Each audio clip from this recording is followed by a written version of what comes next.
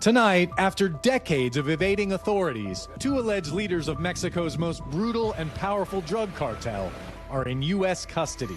Tonight, two of the world's most powerful drug lords are in U.S. custody, including the son of former kingpin Joaquin El Chapo Guzman, both charged with flooding the United States with drugs like fentanyl and cocaine.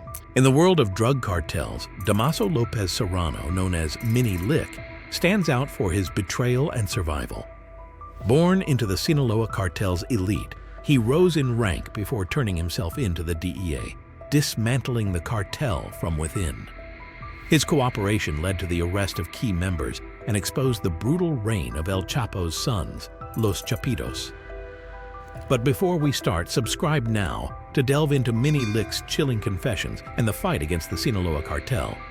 Damaso Lopez Serrano was a crucial part of the notorious Sinaloa cartel. Born in Sinaloa in 1987 to Damaso Lopez Nunez, who was a prison guard in Altiplano prison around the time El Chapo made his first escape in 2001. Nunez was one of the orchestrators of his escape after El Chapo bribed a total of $2.5 million to 78 people. El Chapo remembered Nunez's loyalty and invited him into the Sinaloa ranks. This was happening as Chapo's cartel was growing at an unprecedented rate. At the same time, in the early 2000s, El Chapo started grooming his sons to be ruthless kill machines like him. Sadly, cartels tend to be family businesses, and the eldest sons rarely escape their fate as sicarios or drug lords. As El Chapo was grooming Los Chapitos, so was Nunez grooming Mini Lick. Mini Lick started working for the Sinaloa cartel as a teenager. It wasn't long before El Chapo noticed his extra ruthlessness and business savvy. For a while, it seemed like a perfect match. Mini Lick was around the same age as Los Chapitos, and he could work closely with them to establish new smuggling routes and ensure control of their territories, fighting off rival cartels. But after El Chapo's arrest in 2016, things took a turn for the worse. In 2017, Chapo was finally extradited to the United States. He'd escaped prison in Mexico twice, and the U.S. had been pressing the Mexican government to do the right thing once and for all. From the state's highest security federal prison, Chapo could not escape, no matter how much he promised to bribe the guards or warden. His face, right after landing in New York, said it all. He knew he would not get out of this one, and if El Chapo knew, so did his sons and all his collaborators. When a cartel leader is removed, a feeding frenzy ensues. Everyone tries to fill in the position, even if that means killing former friends. Mini Lick and his dad were no longer besties with Los Chapitos. They were fighting to climb the ranks and establish themselves as main figures within the Sinaloa cartel. In May 2017, Nunez was arrested on a long list of charges, including money laundering, smuggling, and violent crimes. His son knew he had to act fast. In July of that year, Mini Lick handed himself to the authorities in Calexico, the Mexican town in California. This was huge both to the authorities and the Sinaloa. Mini Lick remains the highest-ranking Mexican cartel leader to hand himself in to U.S. authorities. Instead of controlling the Sinaloa cartel from the inside, Mini Lick chose to control it from the outside by striking a deal with the DEA. Mini Lick revealed all his secrets and helped arrest and extradite oodles of high-ranking Sinaloa cartel members, including Ovidio Guzman. By 2017, when Mini Lick was in custody, Los Chapitos had gained notoriety as the new leaders of the Sinaloa. They are known as Los Chapitos, the four most trusted sons of the world's most notorious drug kingpin. As the IT team has reported for several years, federal drug investigators in Chicago consider El Chapo's sons in charge of the Sinaloa cartel, which remains the area's largest trafficker of H**-Rowan, C**-Cain, and metha** mines. It was also clear they were at least as brutal as their father. Ovidio, for instance, has ordered the murders of informants, a rival drug trafficker, and a popular Mexican singer who refused to perform at his wedding. Cartel leaders tend to have very fragile egos. They can only stand to have the last word and final decision. They're not used to hearing no.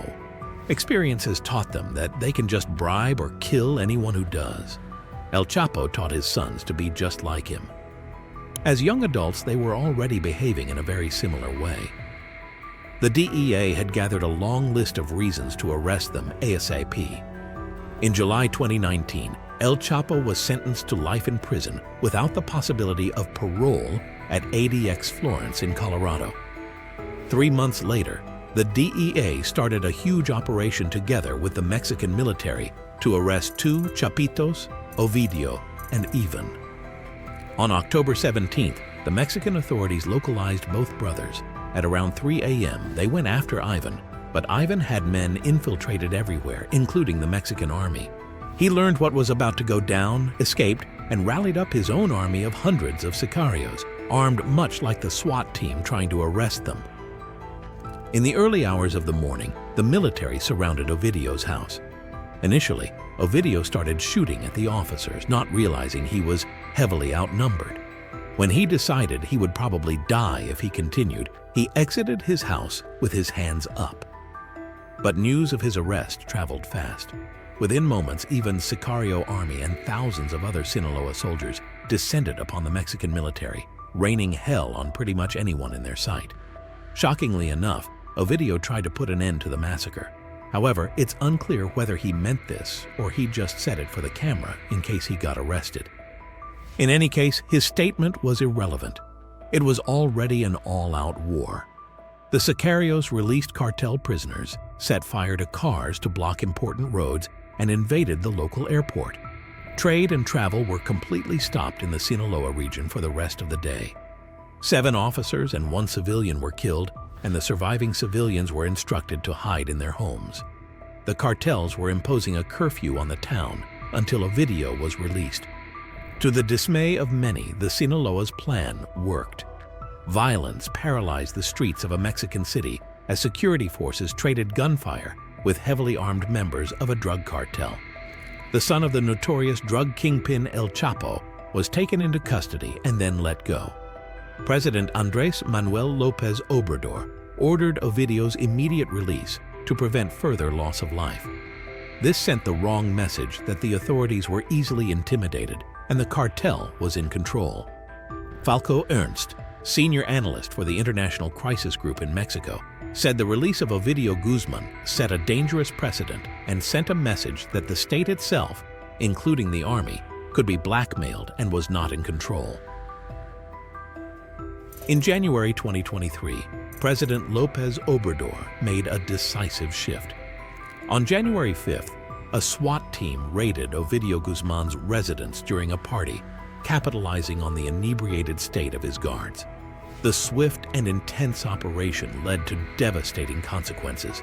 29 people died in less than an hour as cartel members targeted aircraft and the Culiacan airport. Despite their efforts, they failed to rescue Ovidio, who was promptly captured and transported to prison. This raid resulted in significant casualties, including 19 Sinaloa cartel members and 10 military personnel. The violence sent shockwaves through Culiacan, demonstrating the ongoing volatility of the region. The aftermath of the raid highlighted the precarious balance of power between the cartel and the state. Cartel members, enraged by Ovidio's capture, unleashed chaos across Culiacan, further straining the already tense relations between law enforcement and criminal organizations. This escalation served as a grim reminder of the cartel's deep-rooted influence and the ongoing struggle for control. Minnie Lick played a critical role in both operations, providing invaluable information to the DEA despite his long list of crimes. His relatively short 5-year sentence underscores his importance to law enforcement. His father's advice to surrender was a strategic decision aimed at protecting him from Los Chapitos, who had previously orchestrated a dramatic kidnapping in 2016. Minnie Lick's turncoat actions and their implications reveal much about the inner workings of the Sinaloa cartel and ongoing law enforcement challenges. Even after his prison release, Minnie Lick would have to stay far away from Mexico and pretty much any area where he would be at risk of coming into contact with any of his old friends or enemies. Many would love to see his head on a spike for the countless murders and kidnappings he orchestrated. However, many others would want him dead just to prove a point. Killing the biggest traitor in the history of the Sinaloa cartel would be a massive achievement in the criminal underworld. For now, Mini Lick is likely under witness protection, having traded his terrible past life for a chance at redemption. He is set to testify against Ovidio and the rest of Los Chapitos. His confessions will once again prove vital in understanding the full extent of Los Chapitos' brutal reign.